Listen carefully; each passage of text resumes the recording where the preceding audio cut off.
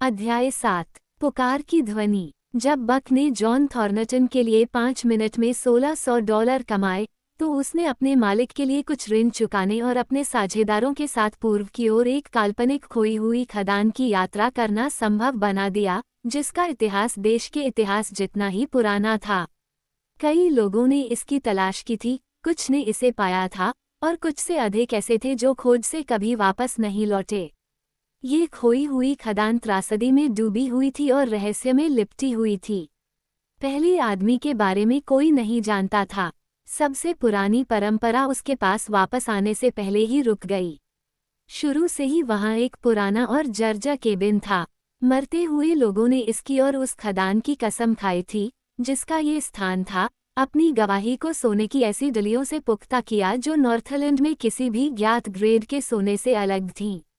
लेकिन किसी जीवित व्यक्ति ने इस खजाने को नहीं लूटा था और मृतक तो मरे हुए ही थे, इसलिए जॉन थॉर्नटन और पीट और हंस, बक और आधा दर्जन अन्य कुत्तों के साथ एक अज्ञात रास्ते पर पूर्व की ओर चल पड़े, जहां पहुंचने के लिए उनके जैसे अच्छे लोग और कुत्ते असफल हो गए थे। वे युकोन में 70 मील तक स्लेज पर चले, स्टीवर्ट नदी में बाईं ओर मुड़े, मेयो और मैक्वेस्टियन को पार किया और तब तक आगे बढ़ते रहे जब तक स्टीवर्ट खुद एक जलधारा नहीं बन गई जो महाद्वीप की रीढ़ की हड्डी को चिन्हित करने वाली ऊंची चोटियों को पार करती हुई चली गई। जॉन थॉर्नटन ने मनुष्य या प्रकृति से बहुत कम अपेक्षा की।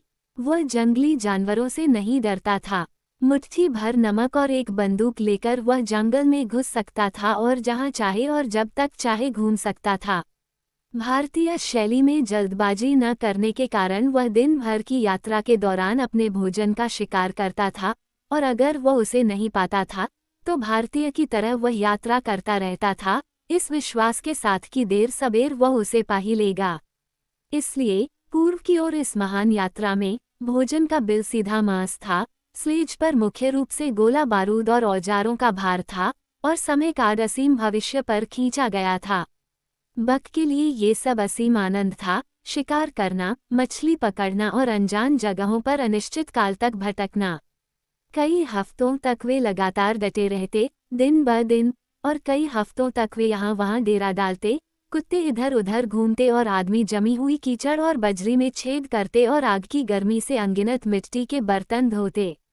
कभी कभी वे भूखे रह जाते, कभी कभी वे खूब खाते पीते। ये सब शिकार की प्रचुरता और शिकार के भाग्य पर निर्भर करता। गर्मियां आ गईं और कुत्ते और आदमी अपनी पीठ पर लादे नीले पहाड़ों की झीलों को पार करते और खड़े जंगल से पतली नावों में अज्ञात नदियों से उतरते या चढ़ते। महीने बीतते गए और वे आगे पीछे अज्ञात विशालता में घूमते रहे, जहां कोई आदमी नहीं था और फिर भी जहां आदमी थे अगर खोया हुआ केबिन सच था। वे गर्मियों के बर्फीले तूफानों में विभाजनों को पार करते थे, लकड़ी की रेखा और अनंत बर्फ के बीच नंगे पहाड़ों पर आधी रात के सूरज के नीचे कांपते थे, गर्मियों की घाटियों में झुंड के झुंड और मक्खियों के बीच उतरते थे और ग्लेशियरों की छाया में स्ट्रॉबेरी और फूल तोड़ते थे जो सदलैंड के किसी भी तरह से पके और सुंदर थे। वर्ष के पतन में वे एक अजीब झील वाले देश में घुस गए, उदास और शांत, जहां जंगली पक्षी थे, लेकिन तब वहां कोई जीवन या जीवन का कोई संकेत नहीं था, केवल ठंडी हवाओं का बहना, आश्रय स्थलों में बर्फ का जमना और सुनसान समुद्र तटों पर लहरों की उदासी भरी लहरें। और एक और सर्दी में वे उन लोगों के मिट चुके रास्तों पर भटकते रहे जो पहले जा चुके थे। एक बार वे जंगल के बीच से गुजरने वाले एक रास्ते पर पहुंचे, एक पुराना रास्ता, और खोया हुआ केबिन बहुत नजदीक लग रहा था। लेकिन रास्ता कहीं से शुरू नहीं होता था और कहीं खत्म नहीं होता था, और यह रहस्य ही बना रहा, क्योंकि इसे बनाने वाला आदमी और इसे बनाने का कारण रहस्य ही बना रहा। एक और बार उन्हें शिकार के लॉज के समय समय पर बने मलबे पर संयोग से नजर पड़ी और सड़े हुए कंबलों के टुकड़ों के बीच जॉन थॉर्नटन को एक लंबी बैरल वाला फ्लिंटलॉक मिला। वो इसे नॉर्थवेस्ट में युवा दिनों की हडसन बे कंपनी की बंदूक के रूप में जानता था, जब इस तरह की बंदूक बीवर की खाल में पैक करके अपनी ऊंचाई के लायक होती थी, और बस इतना ही था। उस आदमी के बारे में कोई संकेत नहीं जिसने एक दिन लॉज को पीछे छोड़ दिया था और कंबलों के बीच बंदूक छोड़ दी थी। एक बार फिर वसंत आया और अपनी सारी भटकन के अंत में उन्हें खोया हुआ केबिन नहीं मिला, बल्कि एक चौड़ी घाटी में एक उथला स्थान मिला, जहां वॉशिंग पैन के तल पर सोना पीले मक्खन की तरह दिखाई दे रहा था। उन्होंने आगे की तलाश नहीं की। हर दिन वे काम करते थे और उन्हें हजारों डॉलर की साफ धूल और सोने की डली मिलती थी, और वे हर दिन काम करते थे। सोने को मूस चमड़े की बोरियों में भरकर 50 पाउंड प्रति बोरी और स्प्रूस बो लॉज के बाहर जलाओ लकड़ी की तरह ढेर कर दिया गया। वे दिग्गजों की तरह मेहनत करते थे। दिन सपनों की तरह चमकते हुए दिन बीतते जा रहे थे और वे खजाना इकट्ठा कर रहे थे। कुत्तों के पास करने के लिए कुछ नहीं था, बस कभी कभी थॉर्नटन द्वारा मारे गए मांस को ढोना था, और बक आग के पास बैठकर घंटों विचार करता रहता था। अब जब काम कम रह गया था, तो उसे छोटे पैरों वाले बालों वाले आदमी का दृश्य अधिक बार दिखाई देता था, और अक्सर आग के पास पलके झपकाते हुए बक उसके साथ उस दूसरी दुनिया में भटकता रहता था जिसे वह याद करता था। इस दूसरी दुनिया की सबसे खास बात डर थी। जब उसने बालों वाले आदमी को आग के पास सोते हुए देखा, अपने घुटनों के बीच सिर और हाथों को ऊपर की ओर बांधे हुए, बक ने देखा कि वह बेचैनी से सो रहा था, कई बार चौंकता और जागता था, जिस समय वह डरकर अंधेरे में झांकता और आग पर और लकड़ियां फेंकता। क्या वे समुद्र के किनारे से चले, जहां बालों वाला आदमी शंख इकट्ठा करता और उन्हें इकट्ठा करते हुए खाता?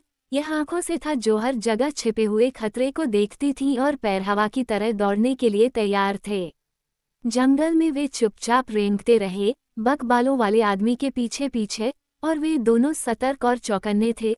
उन दोनों के कान फड़क रहे थे और हिल रहे थे और नथुने कांप रहे थे, क्योंकि आदमी बक की तरह ही सुन और सूंघ सकता था। बालों वाला आदमी पेड़ों पर चढ़ सकता था और जमीन की तरह तेजी से आगे बढ़ सकता था, हाथों से एक अंग से दूसरे अंग पर झूलता हुआ, कभी कभी 1 दर्जन फीट की दूरी पर छोड़ देता और पकड़ता, कभी गिरता नहीं, कभी उसकी पकड़ से छूटता नहीं।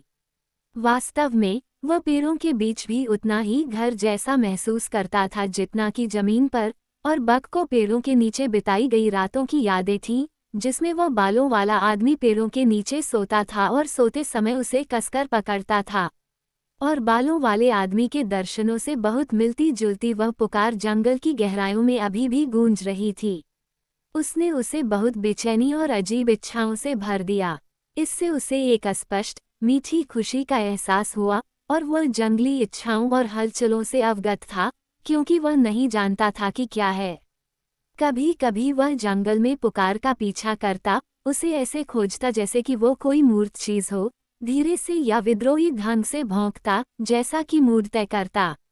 वह अपनी नाक को ठंडी लकड़ी की काई में या काली मिट्टी में डालता जहां लंबी घास उगती थी, और मोटी मिट्टी की महक से खुशी से सूंघता, या वह घंटों तक, जैसे कि छिपकर, गिरे हुए पेड़ों के फफूंद से ढके हुए तनों के पीछे दुबका रहता, अपने आसपास की हर हलचल और आवाज को बड़ी बड़ी आंखों और कानों से सुनता। हो सकता है कि इस तरह लेटे हुए वह इस पुकार को आश्चर्यचकित करने की उम्मीद कर रहा था जिसे वह समझ नहीं पाया था, लेकिन वह नहीं जानता था कि उसने ये विभिन्न चीजें क्यों की। वह उन्हें करने के लिए मजबूर था और उनके बारे में बिल्कुल भी तर्क नहीं करता था। अदम्य आवेगों ने उसे जकड़ लिया। वह दिन की गर्मी में शिविर में लेटा हुआ सुस्ती से झपकी ले रहा होता, जब अचानक उसका सिर उठता और उसके कान ध्यान से सुनते हुए ऊपर उठते, और वह अपने पैरों पर खड़ा हो जाता और भाग जाता, और घंटों तक जंगल के गलियारों से और खुली जगहों पर जहां नीग्रो झुंड में रहते थे। उसे सूखे जलमार्गों पर दौड़ना और जंगल में पक्षियों के जीवन को देखना और उन पर नजर रखना पसंद था। दिन में एक बार वह झाड़ियों में लेट जाता जहां वह तीतरों को ढोल बजाते और इधर उधर घूमते हुए देख सकता था, लेकिन उसे खास तौर पर गर्मियों की आधी रात के धुंध हल्के में भागना पसंद था, जंगल की धीमी और नींद भरी बड़बड़ाहट को सुनना, संकेतों और ध्वनियों को पढ़ना जैसे कोई किताब पढ़ सकता है, और उस रहस्यमय चीज की तलाश करना जो उसे बुलाती है, जागते या सोते हुए, हर समय उसे आने के लिए बुलाती है। एक रात वह अचानक नींद से उछल पड़ा, उसकी आंखें उत्सुक थीं, नथुने कांप रहे थे और उसकी गंध सूंघ रहे थे, उसके बालों में बार बार लहरें उठ रही थीं। जंगल से आवाज आई या उसका एक स्वर, क्योंकि आवाज कई लोगों ने सुनी थी, पहले कभी नहीं सुनी गई आवाज की तरह स्पष्ट और निश्चित, एक लंबी चीख, कर्कश कुत्ते की आवाज की तरह, फिर भी उससे अलग। और उसने इसे पुराने परिचित तरीके से पहचाना, जैसे कि पहले सुनी गई आवाज। वह सो रहे शिविर से उछला और चुपचाप जंगल में भाग गया। जैसे जैसे वह आवाज के करीब पहुंचता गया, वह धीरे धीरे, हर हरकत में सावधानी बरतते हुए आगे बढ़ा, जब तक कि वह पेड़ों के बीच एक खुली जगह पर नहीं पहुंच गया, और बाहर देखने पर उसने देखा कि एक लंबा, दुबला, लकड़ी का भेड़िया अपनी पीठ के बल खड़ा था, उसकी नाक आसमान की ओर थी। उसने कोई आवाज नहीं की थी, फिर भी उसने अपनी चीख बंद कर दी और उसकी मौजूदगी को महसूस करने की कोशिश की। बक खुले में चला गया, आधा झुका हुआ, शरीर को एक साथ समेटे हुए, पूंछ सीधी और कड़ी, पैर असामान्य सावधानी से नीचे गिर रहे थे। हर हरकत में धमकी और मित्रता का मिला जुला संकेत था। ये जंगली जानवरों के शिकार करने के मिलन का संकेत देने वाला खतरनाक युद्ध विराम था। लेकिन भेड़िया उसे देखते ही भाग गया। वह बेतहाशा उछलता हुआ, आगे निकलने की हड़बड़ाहट में उसका पीछा करने लगा। वह उसे एक अंधे चैनल में ले गया, नाले के तल में जहां एक लकड़ी के जाम ने रास्ता रोक रखा था। भेड़िया घूम गया, जो और सभी कोने में फंसे कर्कश कुत्तों की तरह अपने पिछले पैरों पर घूम रहा था, गुर्रा रहा था और रो रहा था, लगातार और तेजी से अपने दांतों को काट रहा था। बक ने हमला नहीं किया, बल्कि उसे घेर लिया और दोस्ताना तरीके से आगे बढ़कर उसे घेर लिया। भेड़िया संदिग्ध और डरा हुआ था, क्योंकि बक ने उससे 3 गुना ज्यादा वजन लिया, जबकि उसका सिर बमुश्किल बक के कंधे तक पहुंच पाया था। मौका देखकर वह भाग गया और पीछा फिर से शुरू हो गया। बार बार उसे घेर लिया गया और यह बात दोहराई गई, हालांकि उसकी हालत खराब थी, यह बक उसे इतनी आसानी से पकड़ नहीं सकता था। वह तब तक भागता रहा जब तक बक का सिर उसके पार्श्व के बराबर नहीं आ गया, फिर वह पीछे की ओर घूम गया, लेकिन पहला मौका मिलते ही फिर से भाग गया। लेकिन अंत में बक की दृढ़ता को पुरस्कृत किया गया। भेड़िए ने पाया कि कोई नुकसान पहुंचाने का इरादा नहीं था, इसलिए आखिरकार उसके साथ नाक भान सिकोड़ी। फिर वे मित्रवत हो गए और उसी तरह से घबराए हुए, आधे शर्मीले तरीके से खेलने लगे, जिस तरह से भयंकर जानवर अपनी क्रूरता को झुठलाते हैं। इसके कुछ समय बाद भेड़िया एक ऐसे तरीके से आराम से चलने लगा, जिससे साफ पता चल रहा था कि वह कहीं जा रहा है। उसने बक को ये स्पष्ट कर दिया कि वह आने वाला है, और वे उदास शाम के बीच एक दूसरे के साथ साथ भागे, सीधे नाले के तल से होते हुए, उस घाटी में जहां से यह निकलती थी, और उस उदास विभाजन को पार करते हुए जहां से यह निकलती थी। वाटरशेड की विपरीत ढलान पर वे एक समतल देश में उतरे जहां जंगल और कई नदियां थीं, और इन विशाल क्षेत्रों से वे लगातार दौड़ते रहे, घंटों तक। सूरज ऊंचा उठता रहा और दिन गर्म होता रहा। बक बेहद खुश था। वह जानता था कि वह आखिरकार पुकार का जवाब दे रहा था, अपने लकड़ी के भाई के साथ उस जगह की ओर दौड़ रहा था जहां से पुकार निश्चित रूप से आई थी। पुरानी यादें उस पर तेजी से आ रही थीं, और वह उनकी ओर बढ़ रहा था जैसे वह पुराने दिनों में उन वास्तविकताओं की ओर बढ़ रहा था जिनकी वे छायाएं थीं। उसने ये काम पहले भी किया था, कहीं उस दूसरी और धुंधली याद वाली दुनिया में, और वह इसे फिर से कर रहा था। अब खुले में आज़ादी से दौड़ रहा था, पैरों के नीचे खुली धरती, ऊपर खुला आसमान। वे पानी पीने के लिए एक बहती हुई नदी के पास रुके, और रुकते हुए बक को जॉन थॉर्नटन की याद आई। वह बैठ गया। भेड़िया उस जगह की ओर बढ़ गया जहां से आवाज आई थी, फिर उसके पास लौटा, नाक सूंघते हुए और उसे प्रोत्साहित करने के लिए हरकतें करते हुए। लेकिन बक पलट गया और धीरे धीरे पीछे के रास्ते पर चलने लगा। 1 घंटे से ज्यादा समय तक जंगली भाई उसके बगल में दौड़ता रहा, धीरे धीरे कराहता रहा। फिर वह बैठ गया, अपनी नाक ऊपर की ओर उठाए और चिल्लाया। यह एक शोकपूर्ण चीख थी, और जैसे जैसे बक अपने रास्ते पर आगे बढ़ता गया, उसने सुना कि यह आवाज धीरे धीरे कम होती गई और फिर दूर चली गई। जॉन थॉर्नटन खाना खा रहे थे जब बक शिविर में घुसा और स्नेह के उन्माद में उन पर झपटा, उन्हें पलट दिया, उन पर रेंगने लगा, उनके चेहरे को चाटने लगा, उनके हाथ को काटने लगा, सामान्य टॉम फूल की भूमिका निभाते हुए, जैसा कि जॉन थॉर्नटन ने इसे वर्णित किया, जबकि उन्होंने बक को आगे पीछे हिलाया और उसे प्यार से कोसा। 2 दिन और रात तक बक ने कभी भी शिविर नहीं छोड़ा, कभी भी थॉर्नटन को अपनी नज़रों से ओझल नहीं होने दिया। वो उसके काम पर उसके साथ साथ चलता रहा, जब वो खाता था तो उसे देखता रहा, रात को उसे कंबल में डालता और सुबह कंबल से बाहर निकालता रहा। लेकिन 2 दिन बाद जंगल में आवाज़ पहले से कहीं ज्यादा दबंगई से सुनाई देने लगी। बक की बेचैनी फिर से उस पर हावी हो गई और वह जंगली भाई की यादों और विभाजन के पार की मुस्कुराती हुई जमीन और चौड़े जंगल के बीच से गुजरने वाली दौड़ से परेशान हो गया। एक बार फिर वह जंगल में भटकने लगा, लेकिन जंगली भाई फिर कभी नहीं आया, और हालांकि वह लंबे समय तक जागता रहा, लेकिन शोकपूर्ण चीख कभी नहीं उठी।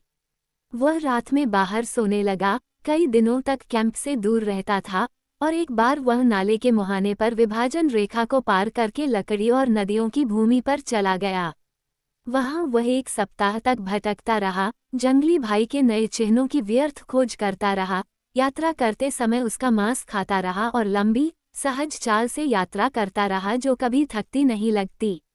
उसने एक चौड़ी धारा में सामन के लिए मछली पकड़ी जो कहीं समुद्र में गिरती थी, और इस धारा के पास उसने एक बड़े काले भालू को मार डाला, जो मछली पकड़ते समय मच्छरों से अंधा हो गया था और जंगल में असहाय और भयानक रूप से भाग रहा था।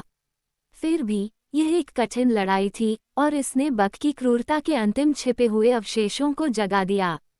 और 2 दिन बाद जब वह अपने शिकार के पास लौटा और पाया कि 1 दर्जन वुल्वरिन लूट के लिए झगड़ रहे थे, तो उसने उन्हें भूसे की तरह तितर-बितर कर दिया, और जो भाग गए उन्होंने 2 को पीछे छोड़ दिया जो फिर कभी नहीं झगड़ेंगे। खून की लालसा पहले से कहीं ज्यादा मजबूत हो गई थी। वो एक हत्यारा था, एक ऐसा प्राणी जो शिकार करता था, जो जीवित चीजों पर जीता था, बिना किसी की मदद के, अकेले, अपनी ताकत और पराक्रम के बल पर, एक शत्रुतापूर्ण वातावरण में विजयी होकर जीवित रहता था जहां केवल मजबूत लोग ही जीवित रहते थे। इन सब की वजह से उसे खुद पर बहुत गर्व था, जो उसके शारीरिक अस्तित्व में एक संक्रमण की तरह संचारित होता था। यह उसकी सभी हरकतों में खुद को प्रकट करता था, हर मांसपेशी के खेल में स्पष्ट था, जिस तरह से वह खुद को पेश करता था उसमें भाषण की तरह साफ साफ बोलता था, और अगर कुछ और होता तो उसके शानदार रोएदार कोट को और भी शानदार बनाता। लेकिन उसके थूथन और आंखों के ऊपर भूरे रंग के बिखरे बालों और छाती के बीच से नीचे तक फैले सफ़ेद बालों के कारण उसे एक विशालकाय भेड़िया समझ लिया जाता, जो नस्ल के सबसे बड़े भेड़िए से भी बड़ा था। अपने सेंट बर्नार्ड पिता से उसे आकार और वजन विरासत में मिला था, लेकिन यह उसकी चरवाहा माँ थी जिसने उस आकार और वजन को आकार दिया था। उसका थूथन भेड़िए के थूथन जैसा लंबा था, सिवाय इसके कि वह किसी भी भेड़िए के थूथन से बड़ा था, और उसका सिर, जो कुछ अधिक चौड़ा था, एक विशाल भेड़िए का सिर था। उसकी चालाकी भेड़िए जैसी चालाकी और जंगली चालाकी थी, उसकी बुद्धिमत्ता चरवाहे जैसी बुद्धिमत्ता और सेंट बर्नार्ड जैसी बुद्धिमत्ता थी, और यह सब, साथ ही सबसे भयंकर स्कूलों में प्राप्त अनुभव ने उसे जंगली जानवरों की तरह ही एक दुर्जय प्राणी बना दिया था। एक मांसाहारी जानवर जो सीधे मांस पर रहता था, वह अपने जीवन के सबसे ऊंचे ज्वार पर जोश और पौरुष से भरपूर था। जब थॉर्नटन ने उसकी पीठ पर हाथ फेरा, तो हाथ के साथ एक चटकने और चटकने की आवाज आई। प्रत्येक बाल ने संपर्क में आने पर अपने चुंबकत्व को बाहर निकाला। हर अंग, मस्तिष्क और शरीर, तंत्रिका, ऊतक और तंतु सबसे उत्तम सुर में थे, और सभी अंगों के बीच एक पूर्ण संतुलन या समायोजन था।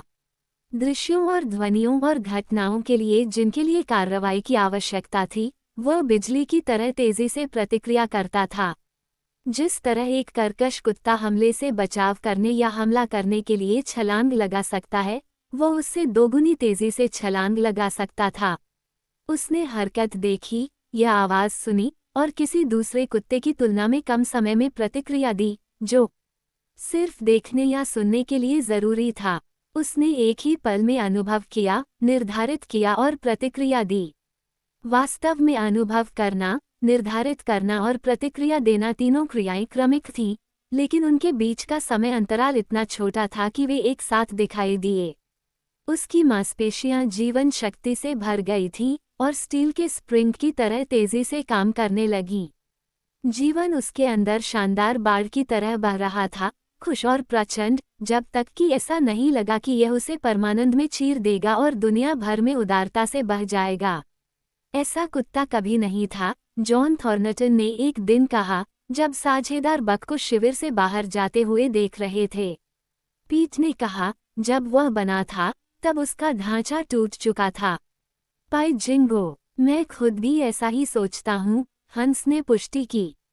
उन्होंने उसे शिविर से बाहर निकलते देखा, लेकिन उन्होंने उस क्षणिक और भयानक परिवर्तन को नहीं देखा जो जंगल के गुप्त क्षेत्र में पहुंचते ही हुआ। वह अब आगे नहीं बढ़ता था, वह तुरंत ही जंगल का प्राणी बन गया, चुपके से आगे बढ़ता हुआ, बिल्ली के पैरों की तरह, एक गुजरती हुई छाया जो छायाओं के बीच दिखाई देती और गायब हो जाती थी। वो हर तरह की आड़ का फायदा उठाना जानता था, सांप की तरह अपने पेट के बल रेंगना और सांप की तरह छलांग लगाना और हमला करना। वो एक तीतर को उसके घोंसले से पकड़ सकता था, सोते हुए खरगोश को मार सकता था और पेड़ों की ओर भागते हुए छोटे चिपमनकस को हवा में ही मार सकता था। खुले तालाबों में मछलियां उसके लिए बहुत तेज नहीं थीं, न ही अपने बांधों की मरम्मत करते हुए भी वह बहुत सावधान थे। वह खाने के लिए मारता था, बेतहाशा नहीं, लेकिन वह खुद जो मारता था उसे खाना पसंद करता था। इसलिए उसके कामों में एक छिपी हुई मस्ती थी, और गिलहरियों पर चुपके से हमला करना और जब वो उन्हें पकड़ लेता तो उन्हें छोड़ देना, मौत के डर से पेड़ों की चोटी पर चहचहाते हुए जाना उसे बहुत अच्छा लगता था। जैसे जैसे साल का पतझड़ आता गया, मूस अधिक संख्या में दिखाई देने लगे, जो धीरे धीरे निचली और कम कठोर घाटियों में सर्दियों का सामना करने के लिए नीचे की ओर बढ़ रहे थे। बक पहले ही एक भटके हुए आधे बड़े बछड़े को खींचकर ले आया था, लेकिन वह एक बड़े और अधिक दुर्जय शिकार की प्रबल इच्छा रखता था, और एक दिन वह नदी के मुहाने पर विभाजन रेखा पर उसे देख पाया। 20 मूस का एक दल नदियों और लकड़ी की भूमि से पार हो गया था, और उनमें से प्रमुख एक बड़ा सांड था। वो एक क्रूर स्वभाव का था और जमीन से 6 फीट ऊपर खड़ा था। वह इतना दुर्जय प्रतिद्वंद्वी था जितना बक भी चाह सकता था। सांड ने अपने बड़े बड़े ताड़ के सींगों को आगे पीछे हिलाया, जो 14 बिंदुओं तक फैले हुए थे और सिरों के भीतर 7 फीट तक फैले हुए थे। उसकी छोटी छोटी आंखें एक क्रूर और कड़वी रोशनी से जल रही थीं, जबकि वह बक को देखते ही क्रोध से दहाड़ रहा था। बैल की बगल से, पार्श्व से थोड़ा आगे, एक पंखदार तीर का सिरा निकला हुआ था, जो उसकी बर्बरता का कारण था। आदिम दुनिया के पुराने शिकार के दिनों से आई उस सहज प्रवृत्ति से प्रेरित होकर बक ने बैल को झुंड से अलग करना शुरू किया। यह कोई मामूली काम नहीं था। वह बैल के सामने भौंकता और नाचता, बैल के बड़े सींगों और भयानक फैले हुए खुरों की पहुंच से दूर, जो एक ही वार में उसकी जान ले सकते थे। नुकीले खतरे से मुंह मोड़कर आगे बढ़ने में असमर्थ, बैल क्रोध के आवेग में आ जाता। ऐसे क्षणों में वह बक पर हमला करता, जो चालाकी से पीछे हट जाता, उसे भागने में असमर्थता का दिखावा करके फुसलाता। लेकिन जब वह अपने साथियों से इस तरह अलग हो जाता, तो 2 या 3 युवा बैल बक पर वापस हमला करते और घायल बैल को झुंड में वापस शामिल होने में मदद करते।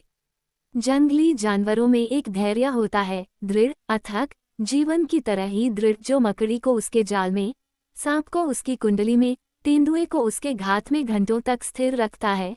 ये धैर्य विशेष रूप से जीवन का होता है जब वह अपने जीवित भोजन का शिकार करता है, और यह बक का था जब वह झुंड के किनारे से चिपका रहता था, उसके चलने में बाधा डालता था, युवा बैलों को परेशान करता था, गायों को उनके आधे अधूरे बछड़ों से परेशान करता था, और घायल बैल को असहाय क्रोध से पागल कर देता था। आधे दिन तक ये चलता रहा। बक ने खुद को गुना किया, चारों ओर से हमला किया, झुंड को खतरे के बवंडर में घेर लिया, अपने शिकार को जितनी जल्दी हो सके काट डाला। जैसे जैसे दिन ढलता गया और सूरज उत्तर पश्चिम में अपने बिस्तर पर चला गया, अंधेरा फिर से आ गया था और पतझड़ की रातें 6 घंटे लंबी थीं। युवा बैल अपने नेता की मदद के लिए अनिच्छा से अपने कदम पीछे खींचते रहे। आने वाली सर्दी उन्हें निचले स्तरों पर धकेल रही थी, और ऐसा लग रहा था कि वे इस अथक प्राणी से कभी नहीं बच पाएंगे जो उन्हें रोके हुए था। इसके अलावा ये झुंड या युवा बैलों का जीवन नहीं था जिसे खतरा था, केवल एक सदस्य के जीवन की मांग की गई थी, जो उनके जीवन से कहीं अधिक दूर का हित था, और अंत में वे टोल का भुगतान करने के लिए तैयार थे। शाम ढलते ही बूढ़ा बैल सिर झुकाए खड़ा था, अपने साथियों को देख रहा था। वे गायें जिन्हें वह जानता था, वे बछड़े जिन्हें उसने पाला था, वे बैल जिन्हें उसने वश में किया था, जैसे वे ढलती रोशनी में तेज गति से आगे बढ़ रहे थे। वो उनका पीछा नहीं कर सका, क्योंकि उसकी नाक के सामने निर्दयी दांतेदार आतंक उछल रहा था जो उसे जाने नहीं दे रहा था। उसका वजन आधे टन से 300 वजन ज्यादा था। उसने एक लंबा, मजबूत जीवन जिया था, जो लड़ाई और संघर्ष से भरा था, और अंत में उसे एक ऐसे प्राणी के दांतों से मौत का सामना करना पड़ा जिसका सिर उसके बड़े बड़े घुटनों से आगे नहीं बढ़ पाया। तब से रात दिन बक ने अपने शिकार को कभी नहीं छोड़ा, उसे एक पल भी आराम नहीं करने दिया, उसे पेड़ों की पत्तियों या युवा बच और विलों की टहनियों को कभी नहीं खाने दिया।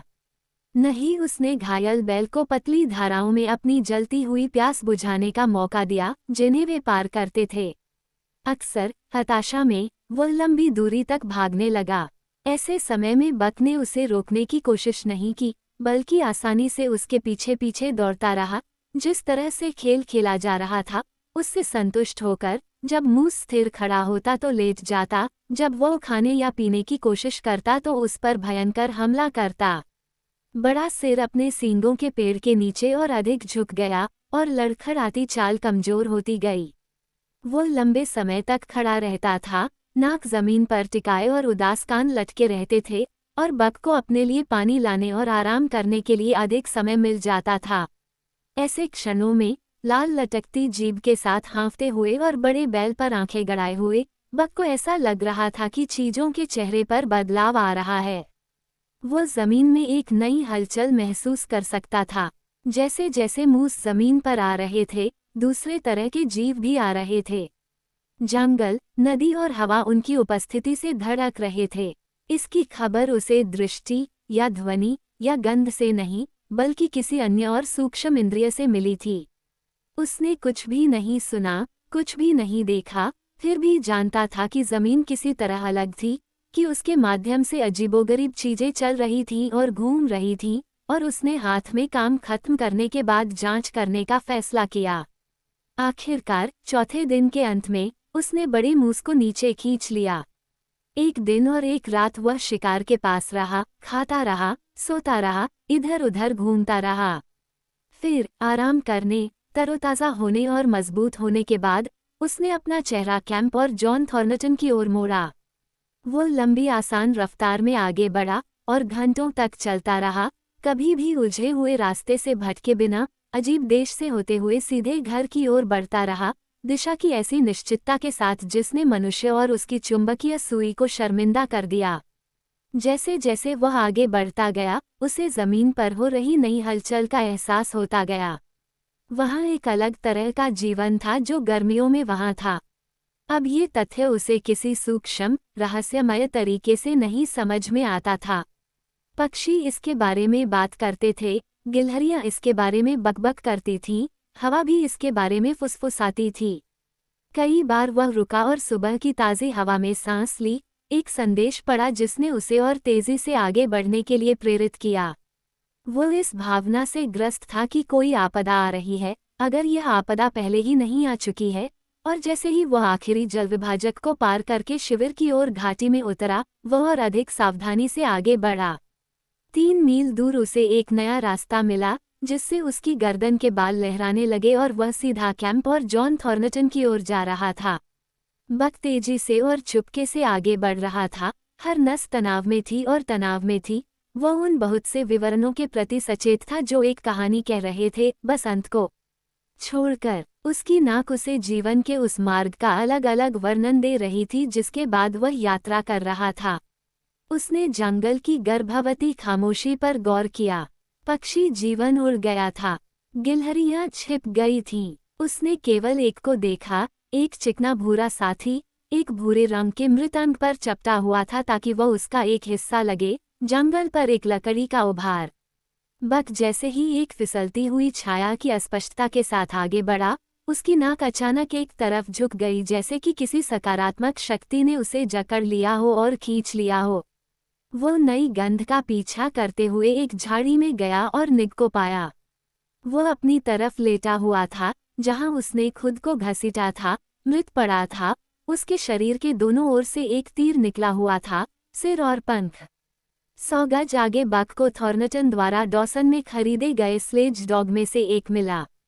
ये कुत्ता मौत के संघर्ष में इधर उधर भाग रहा था, सीधे रास्ते पर, और बक बिना रुके उसके चारों ओर से निकल गया। शिविर से कई आवाज़ों की हल्की आवाज़ आ रही थी, जो एक गीत की तरह उठती और गिरती थी। समाशोधन के किनारे की ओर आगे बढ़ते हुए उसने हंस को देखा, जो अपने चेहरे के बल लेटा हुआ था। उसके शरीर पर साही की तरह तीर लगे हुए थे। उसी क्षण बक ने उस जगह झांका जहां स्प्रूस बो लॉज था और देखा कि उसके बाल उसकी गर्दन और कंधों पर सीधे उछल रहे थे। उस पर अत्यधिक क्रोध की एक लहर छा गई। उसे नहीं पता था कि वह गुर्राया था, लेकिन वह एक भयानक क्रूरता के साथ जोर से गुर्राया। अपने जीवन में आखिरी बार उसने जुनून को चालाकी और तर्क पर हावी होने दिया, और यह जॉन थॉर्नटन के प्रति अपने अथाह प्रेम के कारण था कि उसने अपना सिर खो दिया।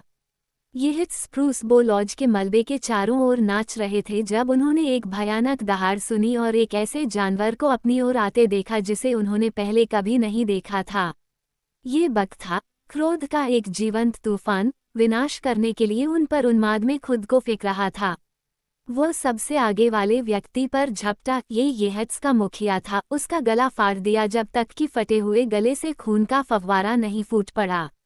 उसने शिकार को डराने के लिए कुछ नहीं किया, लेकिन गुजरते समय उसने दूसरे व्यक्ति का गला फाड़ दिया। उसका विरोध करने वाला कोई नहीं था। वो उनके बीच में ही घुस गया, फाड़ता, चीरता, नष्ट करता, निरंतर और भयानक गति से, जो उनके द्वारा उस पर छोड़े गए बाणों को चुनौती देता था।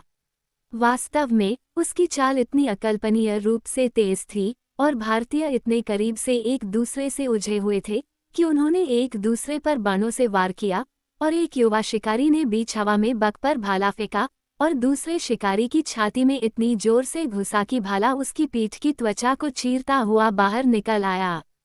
तब ये हिट्स में भगदड़ मच गई और वे डर के मारे जंगल की ओर भाग गए, और भागते समय ये घोषणा करने लगे कि दुष्ट आत्मा आ गई है।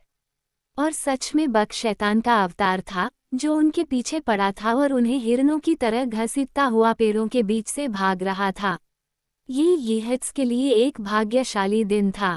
वे देश भर में दूर दूर तक बिखर गए, और एक हफ्ते बाद ही बचे हुए लोगों में से आखिरी एक निचली घाटी में एकत्र हुए और अपने नुकसानों का हिसाब लगाया। बक के लिए पीछा करने से थककर वह उजाड़ शिविर में लौट आया। उसने पीठ को पाया जहां वह आश्चर्य के पहले क्षण में अपने कंबल में मारा गया था। थॉर्नटन का हताश संघर्ष धरती पर ताज़ा लिखा हुआ था, और बक ने इसके हर विवरण को एक गहरे तालाब के किनारे तक सूंघा। किनारे पर सिर और अगले पैर पानी में स्कीट लेटा था, जो अंत तक वफादार था। तालाब स्लूइस बक्सों से मैला और फीका पड़ा हुआ, प्रभावी रूप से उसमें जो कुछ भी था उसे छिपा रहा था, और इसमें जॉन थॉर्नटन था, क्योंकि बक उसके निशान का पीछा करते हुए पानी में चला गया, जहां से कोई निशान नहीं मिला। बक पूरे दिन तालाब के किनारे या शिविर में बेचैनी से घूमता रहता था। वह जानता था कि मृत्यु गति की समाप्ति है, जीवित लोगों के जीवन से दूर जाना है, और वह जानता था कि जॉन थॉर्नटन मर चुका है। इसने उसके भीतर एक बड़ा खालीपन छोड़ दिया, कुछ हद तक भूख जैसा, लेकिन एक ऐसा खालीपन जो दर्द और पीड़ा देता था और जिसे भोजन नहीं भर सकता था। कभी कभी जब वह येहट्स के शवों पर विचार करने के लिए रुकता था, तो वह उसका दर्द भूल जाता था, और ऐसे समय में उसे अपने अंदर एक बड़ा गर्व महसूस होता था, एक ऐसा गर्व जो उसने अब तक अनुभव नहीं किया था। उसने मनुष्य को मार डाला था, जो सबसे महान शिकार था, और उसने क्लब और नुकीले दांतों के नियम का उल्लंघन करते हुए हत्या की थी। उसने उत्सुकता से शवों को सूंघा। वे बहुत आसानी से मर गए थे। एक कर्कश कुत्ते को मारना उनसे ज्यादा कठिन था। वे बिल्कुल भी मुकाबला नहीं कर सकते थे अगर उनके पास तीर, भाले और क्लब न होते। इसके बाद वो उनसे नहीं डरेगा, सिवाय तब जब वे अपने हाथों में तीर, भाले और लाठियां ले लें। रात हो गई और एक पूर्ण चंद्रमा पेड़ों के ऊपर आसमान में ऊपर उठ गया, जिसने धरती को तब तक रोशन कर दिया जब तक कि वह भूतिया दिन में नहा नहीं गई। और रात के आने के साथ तालाब के किनारे चिंतन और विलाप करते हुए बक जंगल में नए जीवन की हलचल से जीवंत हो गया, जो कि येहत्स द्वारा बनाए गए जीवन से अलग था। वो खड़ा हो गया, सुन रहा था और सूंघ रहा था। दूर से एक हल्की तीखी चीख सुनाई दी, उसके बाद उसी तरह की तीखी चीखों का एक समूह। जैसे जैसे क्षण बीतते गए, चीखें करीब और तेज होती गईं। फिर से बक ने उन्हें उस दूसरी दुनिया में सुनी गई चीजों के रूप में जाना जो उसकी याद में बनी रही। वो खुली जगह के केंद्र में चला गया और सुनने लगा। ये पुकार थी, कई बार सुनी गई पुकार, पहले से कहीं ज्यादा आकर्षक और सम्मोहक लग रही थी। और पहले से कहीं ज्यादा वह आज्ञा मानने के लिए तैयार था। जॉन थॉर्नटन मर चुका था। आखिरी बंधन टूट चुका था। मनुष्य और मनुष्य के दावे अब उसे बांध नहीं रहे थे। येहत्स की तरह ही भेड़ियों का झुंड भी अपने जीवित मांस का शिकार करते हुए प्रवासी मूस के किनारों पर शिकार कर रहा था। आखिरकार भेड़ियों का झुंड नदियों और लकड़ी की भूमि से आगे निकल गया और बक की घाटी पर आक्रमण कर दिया। चांदनी की धारा वाले मैदान में वे चांदी की तरह बह गए और मैदान के बीच में बक खड़ा था, एक मूर्ति की तरह निश्चल, उनके आने का इंतजार कर रहा था। वे भयभीत थे, वह इतना स्थिर और बड़ा खड़ा था और एक पल के लिए रुक गया, जब तक कि सबसे साहसी व्यक्ति सीधे उसके पास नहीं पहुंच गया। एक फ्लैश की तरह बक ने वार किया, जिससे गर्दन टूट गई। फिर वह पहले की तरह बिना हिले डुले खड़ा रहा, उसके पीछे घायल भेड़िया दर्द से कराह रहा था। 3 अन्य लोगों ने भी एक के बाद एक ऐसा करने की कोशिश की और एक के बाद एक वे पीछे हट गए, कटे हुए गले या कंधों से खून बह रहा था। ये पूरे झुंड को आगे की ओर फेंकने के लिए पर्याप्त था, एक साथ भीड़, अवरुद्ध और शिकार को नीचे खींचने की उत्सुकता से भ्रमित। बक की अद्भुत फुर्ती और चपलता ने उसे अच्छा काम दिया। अपने पिछले पैरों पर घूमते हुए और झटके और कट मारते हुए वह एक ही समय में हर जगह था, एक ऐसा मोर्चा पेश कर रहा था जो स्पष्ट रूप से अखंड था, इसलिए वह तेजी से घूम गया और एक तरफ से दूसरी तरफ से बचाव किया। लेकिन उन्हें अपने पीछे आने से रोकने के लिए वह पीछे हट गया, तालाब से नीचे और नाले के तल में, जब तक कि वह एक ऊंचे बजरी के किनारे पर नहीं आ गया। वह किनारे पर एक समकोण पर काम कर रहा था जिसे लोगों ने खनन के दौरान बनाया था, और इस कोण में वह खाड़ी में आ गया, 3 तरफ से सुरक्षित और सामने का सामना करने के अलावा कुछ नहीं कर सकता था।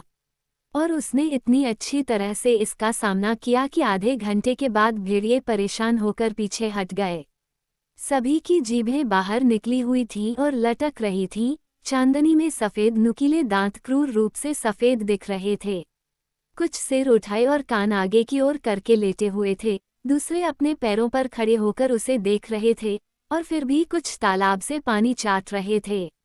एक भेड़िया, लंबा और दुबला और भूरा, सावधानी से, दोस्ताना तरीके से आगे बढ़ा, और बक ने उस जंगली भाई को पहचान लिया जिसके साथ वह एक रात और एक दिन भागा था। वह धीरे से कराह रहा था, और बक के कराहने पर वे नाक से नाक मिलाते थे। तभी एक बूढ़ा भेड़िया, दुबला पतला और युद्ध के घावों से भरा हुआ, आगे आया। बक ने अपने होठों को एक गुर्राहट की तरह मोड़ा, लेकिन उसके साथ नाक भी सूंघी, जिसके बाद बूढ़ा भेड़िया बैठ गया, चांद की ओर नाक तान दी और भेड़िए की तरह लंबी चीख निकाली। बाकी सभी बैठ गए और चीखने लगे, और अब बक को भी स्पष्ट लहजे में आवाज सुनाई दी। वह भी बैठ गया और चीखने लगा। ये सब खत्म होने के बाद वह अपने कोण से बाहर आया और झुंड ने उसे घेर लिया, आधे दोस्ताना, आधे जंगली तरीके से सूंघते हुए। नेताओं ने झुंड की चीख को उठाया और जंगल में भाग गए। भेड़िए पीछे से आए, एक साथ चीखते हुए, और बक उनके साथ भागा, जंगली भाई के साथ कंधे से कंधा मिलाकर भागते हुए चीखता हुआ। और शायद यहीं बक की कहानी खत्म हो जाती है। बहुत साल नहीं बीते जब येहत्स ने टिम्बर भेड़ियों की नस्ल में बदलाव देखा, क्योंकि कुछ भेड़ियों के सिर और थूथन पर भूरे रंग के धब्बे और छाती के बीच में सफ़ेद रंग की दरार देखी गई। लेकिन इससे भी ज्यादा उल्लेखनीय बात येहत्स ने एक भूत कुत्ते के बारे में बताया जो झुंड के सबसे आगे दौड़ता है। वे इस भूत कुत्ते से डरते हैं क्योंकि यह उनसे ज्यादा चालाक है, भयंकर सर्दियों में उनके शिविरों से चोरी करता है, उनके जाल लूटता है, उनके कुत्तों को मार डालता है और उनके सबसे बहादुर शिकारियों को चुनौती देता है। नहीं, कहानी और भी बदतर हो जाती है। ऐसे शिकारी हैं जो शिविर में वापस नहीं लौटते, और ऐसे शिकारी भी हैं जिन्हें उनके कबीलों ने बेरहमी से गला काटकर और भेड़ियों के पैरों के निशान बर्फ में पाए हैं जो भेड़ियों के पैरों के निशानों से भी बड़े हैं। हर पतझड़ में जब ये हिटमूस की हरकतों का पीछा करते हैं तो एक खास घाटी होती है जिसमें वे कभी प्रवेश नहीं करते। और ऐसी महिलाएं हैं जो तब दुखी हो जाती हैं जब ये बात आग पर चढ़ जाती है कि कैसे दुष्ट आत्मा ने उस घाटी को अपने रहने के लिए चुना। गर्मियों में हालांकि उस घाटी में एक आगंतुक आता है जिसके बारे में येहट्स को पता नहीं है।